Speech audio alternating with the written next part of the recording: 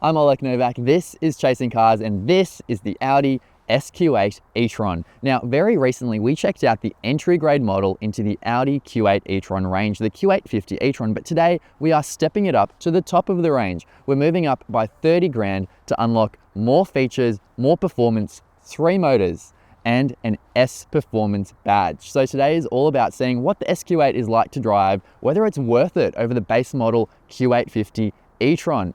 Does it live up to the S Performance badge, and how does it go at being the pinnacle of Audi's electric SUV lineup? We're going to be doing all of that. We're also going to be sharing the results of our range and charging test to see if this car can match Audi's claims, and how does it compare to the Q850 E-Tron, which we tested too. Not only that, but we'll also cover important news about this vehicle's uncertain future globally, which means it probably won't be around much longer. But before we do all of that, make sure to hit like, subscribe, and the notification bell below, and make sure to follow us on TikTok and Instagram for lots of daily content and behind the scenes videos too. Chasing Cars, honest reviews of your next car. Brought to you by Budget Direct. Now, the Audi Q8 E-Tron lineup has evolved quite a bit over the years, and I go into a bit more detail about that in my review video of the Q850 E-Tron, so make sure to check that one out. But today is all about the SQ8, specifically the SQ8 wagon, because this is also available in Sportback form as well. Today, we are focusing on the wagon, however, and this model is going to set you back $173,600 before on-road costs. The Sportback, it's a bit more expensive. Overall, the wagon version of the SQ8 is 30 grand more expensive than the 140 grand Q850 E-Tron. So what do you get for that extra dough? Well, for starters, you get a bigger battery, you get a tri-motor setup as well. The SQ8 E-Tron has a single motor driving the front axle and another 2 driving the rear axle, 1 for each wheel. In total, the SQ8 E-Tron delivers 370 kilowatts and 973 Newton meters. So it's not short on power. And that's going to get you from 0 to 100 kilometers an hour in 4.5 seconds in boost mode. That's 1.5 seconds faster than the base model. It's got a very big 106 kilowatt hour usable battery compared to 89 kilowatt hours usable for the Q850 E-Tron. As for range, the SQ8 E-Tron has a claimed WLTP range of 417 kilometers. Now that's a bit more than the claim of 411 kilometers for the entry grade Q850 E-Tron. So stay tuned for our range and charging test results, where we're going to be putting those numbers to the test. Now, for the extra 30K that the SQ8 asks, you're also going to be getting a bit of extra bling on the outside to ensure that this model is clearly identifiable as an SQ8. And I guess the biggest signifiers of that are the fact that you've got these big 22-inch titanium grey finish alloy wheels, which certainly look nice against the silhouette of the car. Now, you've also got some red brake calipers there behind the wheels, which is again another signifier. And the classic signature of Audi S models, you've got the aluminium finish mirror caps here as well. Now, our SQ8, our test car that we've got with us today, is finished in ultra blue metallic paint, so that is a no-cost option on the SQ8. You can't get this color on the base model Q850 E-Tron. You can get it on the Q855 E-Tron Sportback, however. The SQ8 also features matrix LED headlights as standard, a full-width daytime running light, and the Q8 E-Tron's updated front fascia and 2D Audi logo. And there's also some less obvious changes visually that help with the aerodynamic performance of the car, including controllable cool air intakes and new wheel spoilers on the underbody of the vehicle as well. There's also privacy glass on the rear windows, which is standard on the SQ8 too. Now, if you've watched our video review of the Audi Q850 E-Tron, you will have seen that I was quite complimentary about that vehicle's interior. Now we've stepped it up to the SQ8, it's a similar story. But at the same time, if you were deciding which model grade to choose based on interior, I don't think that's the reason you'd go for the SQ8. It's still very good, but ultimately you're buying this car for the additional capability and performance, because the Q850 E-Tron was already very good. That said, you do get a whole lot of extra features, which might be enough to tempt people into the SQ8. So that includes a few additional things, like you've got S Sport seats. So you've got the S Sport badging over here integrated into the seat. You've got integrated headrests as well, and you've got this diamond cut pattern here as well. So the seats, they're really comfortable, they're really good. You've got a different steering wheel, a 3-spoke steering wheel. It feels really nice in the hand. That's quite nice. And unlike the base model, you do get electric power adjustment to this steering wheel as well. In addition to that, you get a panoramic glass sunroof included as standard on the SQ8. And not only that, but you also get a 16-speaker Bang & Olufsen sound system as well. So there are a few additional features that you get. In addition to that, I also didn't mention you get 4-zone climate control too. But apart from those extra features, the positives of the cabin from the base model also stand true for the SQ8. It is still that focus on functional luxury. It's really well built, it's really pragmatic, it's not overly showy, it's not overly ostentatious, but it's just ergonomically works really well and is a bit more understated, but still luxurious in terms of its quality. Now, as well as that, you still get all the goodies that were standard in the Q8 E-Tron in its base model form. So you've got electric front seats, you've got driver memory settings too, you've got lumbar adjustment as well, so you can really easily find a good driving position in the SQ8 E-Tron. Not only that, but you've also got heated front seats as well. Now, in terms of the technology included in the SQ8, so very similarly to the base model vehicle, you've got Audi's 3 excellent screens in front of you, which are just really clear, really crisp, really intuitive, really easy to use.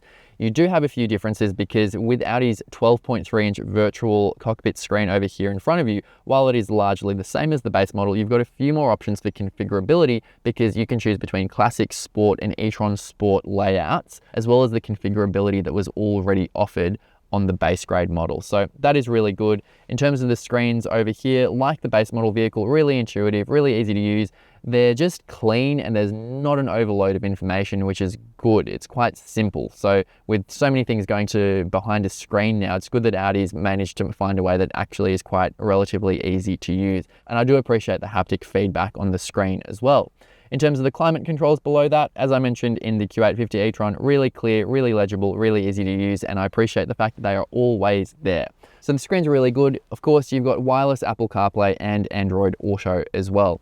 In terms of storage, like the Q850 E-Tron, it's quite decent. So you've got a glove box over here, a little storage section between the wheel and the door for the driver over here. You've got a little cubby over here that's closed, an open section over here that houses your wireless phone charger and 2 cup holders. It's quite big as well, so that is good.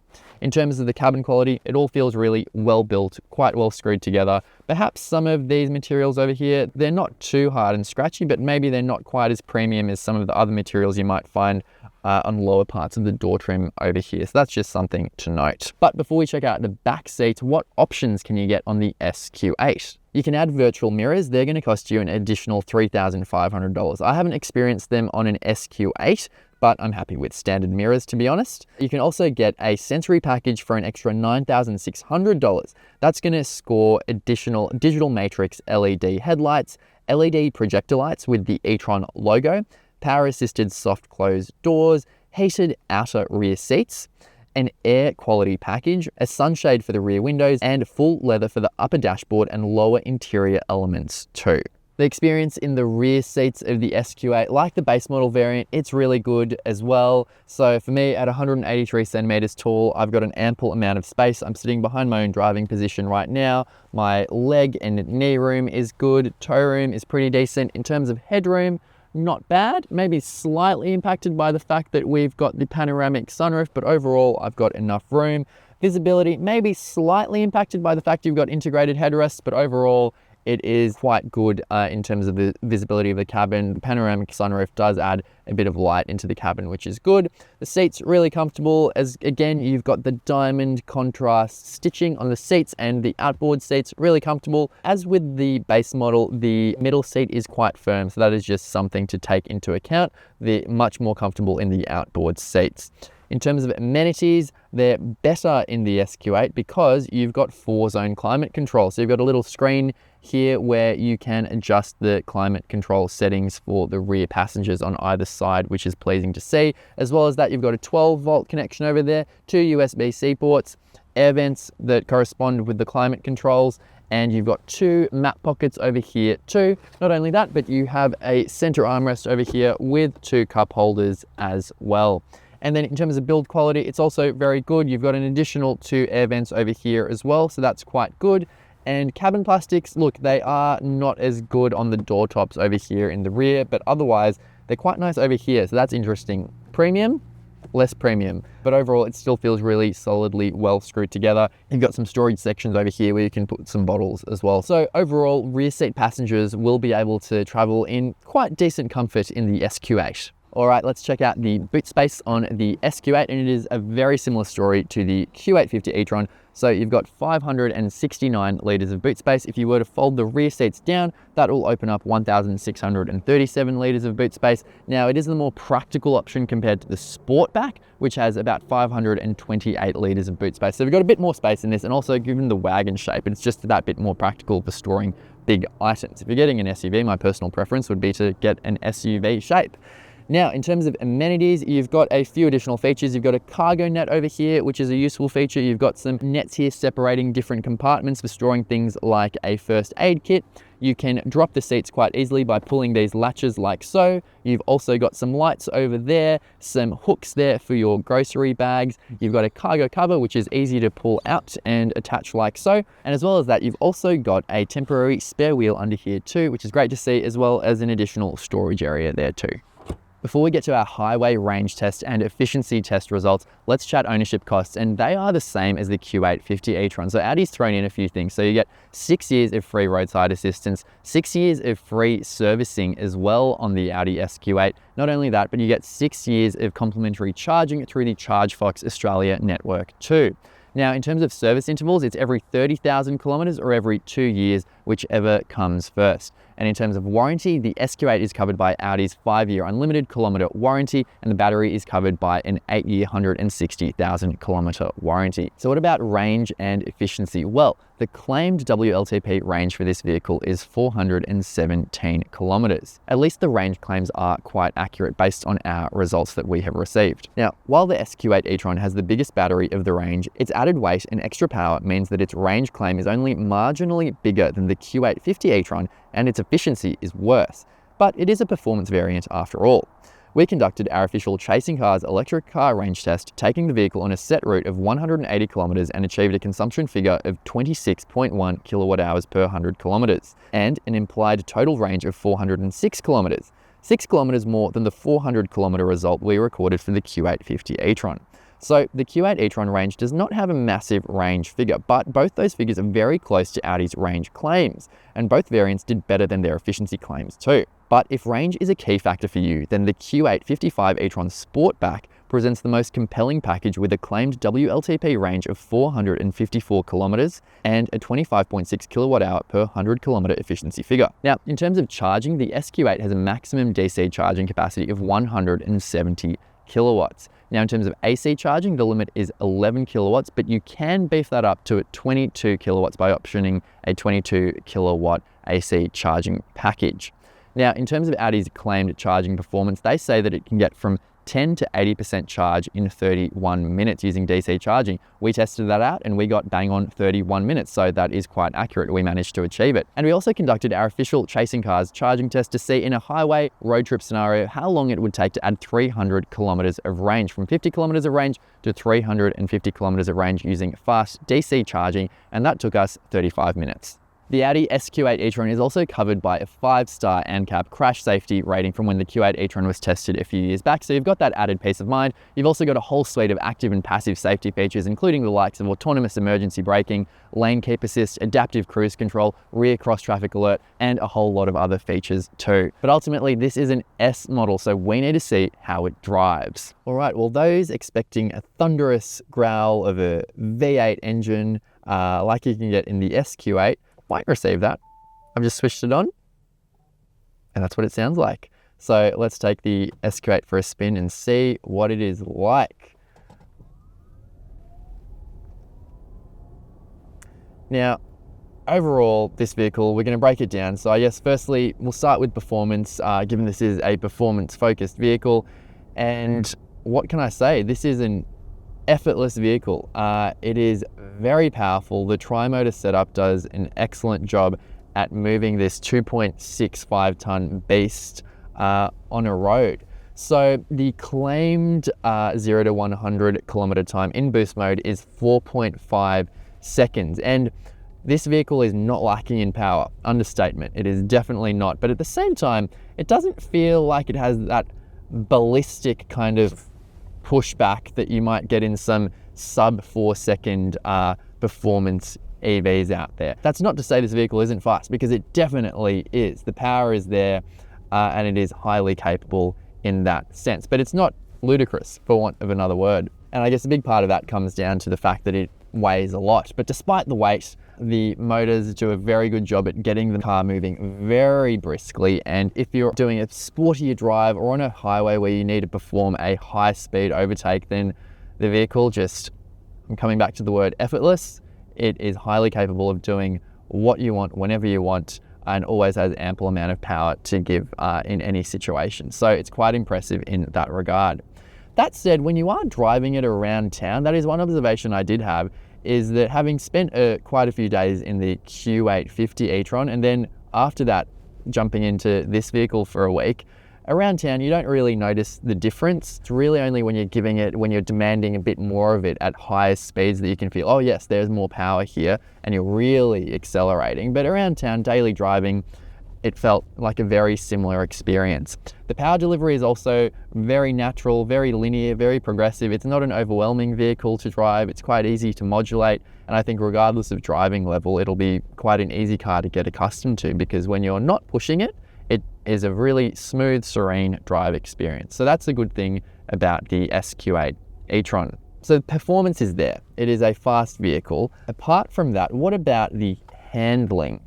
Well, I guess that's another area where the tri-motor system definitely comes into the equation, because unlike the base models which have a dual motor setup, this one has one motor on the front wheel, the two motors, one on each rear wheel. And as a result of that, it can do some torque vectoring where it modulates the amount of torque going to the individual rear wheels, which definitely has an impact in terms of how this vehicle handles and makes it a highly capable vehicle. Again, I'm coming back to the fact that it weighs a lot, because 2.6 tons, and despite that, the vehicle moves along a windy road really well. It changes direction really crisply. It's got really good grip. The road holding is very good. The body control is very decent. It's just a confidence-inspiring vehicle that seems to be able to handle any scenario that you put it into.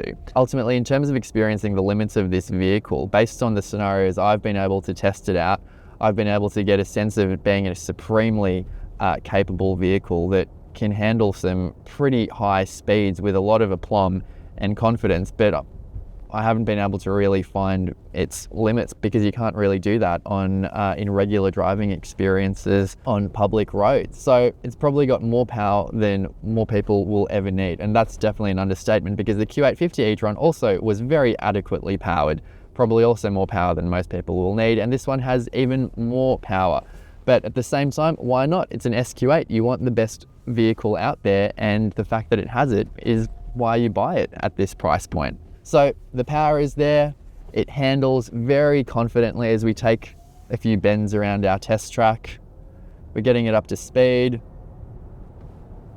That is one thing to notice about this vehicle. We accelerated quite quickly there, but as an S model, being an electric car, it doesn't have that aural experience. It doesn't have that sonic experience that an internal combustion, a growling internal combustion S car or performance car would have. So that is something that SQ8 E-Tron owners will have to adjust to. Some of them might not care. They might love the fact that it's a really quiet, serene vehicle, and ultimately it is a luxury SUV. But if it is having that S badge, then that is just something to note in terms of the fact that, does it feel like a sports car?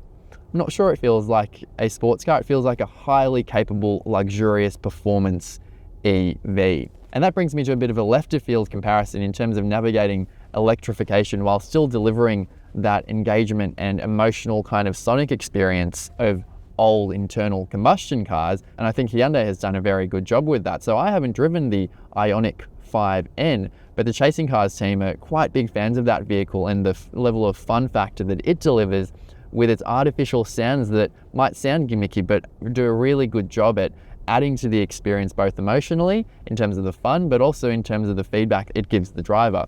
And that's just a vehicle that I thought of when driving this car, which is an S car, but again, it's an electric car, so it's quiet, and that's just something to note. But ultimately, it is highly capable. Apart from the performance and the handling, then you've got the ride quality. And like the Q8 E-Tron, this vehicle has adaptive air suspension, but it's a bit more advanced on this vehicle, because when you move through the modes, and you've got a few different modes that you can put the SQ8 into, including efficient mode, comfort mode, dynamic mode, individual mode, auto mode, off-road mode, and dynamic mode. And when you put the vehicle into dynamic mode, the adaptive air suspension actually drops by 13 millimeters. And you can actually, I was paying attention to that today, you can actually, when you're looking at the rear view mirror, you can see it happening, so that's quite cool. But ultimately, regardless of whether you're in dynamic mode or comfort mode, this is a really comfortable car. The adaptive air suspension does a really good job, possibly helped by the massive 2.6 ton weight of this vehicle. And the vehicle just soaks up bumps really nicely. It takes the worst out of them on some really bad Aussie roads. I think having spent quite a lot of time in the Q8 E-Tron, which rode on optional 21-inch wheels instead of the standard 20-inch wheels. Both of those are a higher profile than the 22-inch wheels on this vehicle, the SQ8. I think it's marginally less comfortable in this car.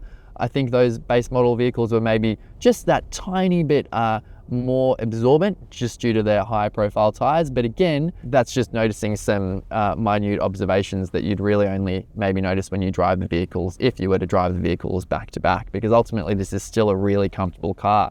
And that's quite impressive about the package, just the fact that it delivers that incredible performance, a car that handles really well. Yes, it's no hot hatch, but it handles really confidently despite its weight and its size, and it also drives really well. And it's also interesting to note, just in terms of its performance and the fact that it's got a tri-motor setup, it is the only vehicle in the Volkswagen Group, Audi, Porsche lineup that has a tri-motor setup. Not even a Porsche Taycan has that. So it's quite impressive that the SQ8 was the vehicle that got 3 motors. But again, that just goes to show that it is the epitome of the Audi Q8 E-Tron lineup. Now, apart from the ride quality, the cabin ambience, it's also very good. It's really refined, like the Q850 E-Tron. It feels very well insulated and delivers just a really serene experience in the interior, which is another quality point of this car. The brakes, very easy to modulate. It's got even more vehicle to stop than the base model, given this weighs about that extra 150 kilos more, so it does a really good job. The brakes give you a lot of confidence as well.